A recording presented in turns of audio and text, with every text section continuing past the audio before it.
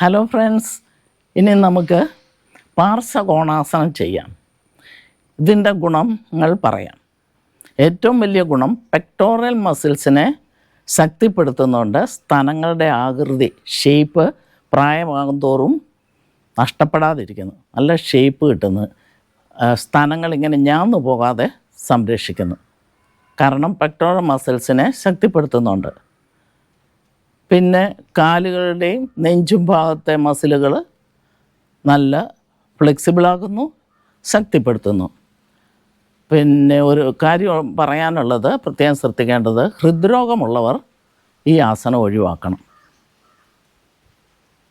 ചെയ്ത് കാണിക്കാം.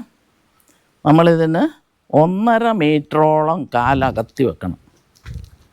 1.5 മീറ്റർ കാലുകൾ അകത്തി വെച്ചിട്ട് നമ്മൾ ആദ്യം ഏത് ഇത് ഒരു വശമാണ് ആദ്യം ചെയ്യുന്നത്. ആ വശത്തെ കാലുകൾ 90 ഡിഗ്രി തിരിച്ചു വെക്കണം.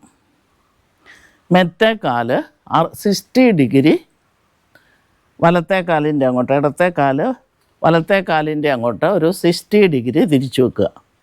എന്നിട്ട് മുട്ടുകൾ വളയാതെ, ഇടതുവശത്തെ മുട്ട് വളയുന്നില്ല, വലതുവശത്തെ മുട്ട് മടക്കി അതേലോട്ട് നമ്മുടെ ഇടതുവശം വെക്കുക ചെയ്യുന്നത്. പ്രസ് ചെയ്ത് വെക്കുക. എന്നിട്ട് ഇടത്ത് കൈ പൊക്കി ഇടത്ത് കൈയും ഇടത്ത് കാലും ഒരേ ലെവൽ വരുന്നത് പോലെയും ഇടത്ത് കൈയുടെ ഈ ഉൾവശം ഇന്നറാം ചെവിയെ മുട്ടുന്ന പോലെയും പിടിക്കണം. ഈ ആസനത്തിൽ അധികം നേരം നിൽക്കണ്ട. 2 സെക്കൻഡ് നിന്നിട്ട് എഴുന്നേറ്റ് തിരിച്ച് ഇതുപോലെ തന്നെ മറ്റേ വശത്ത് ചെയ്യുക. കാണിക്കട്ടെ.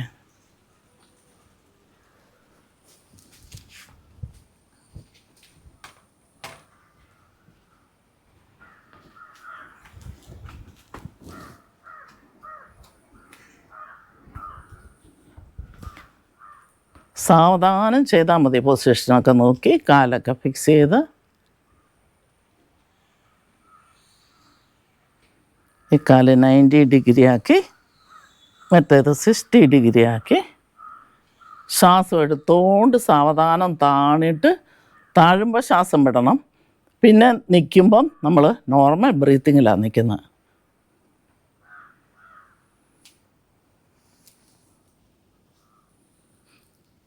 ഇതുപോലെ കാലിൻ്റെ പുറകിലോട്ടാണ് കൈ കുത്തേണ്ടത്.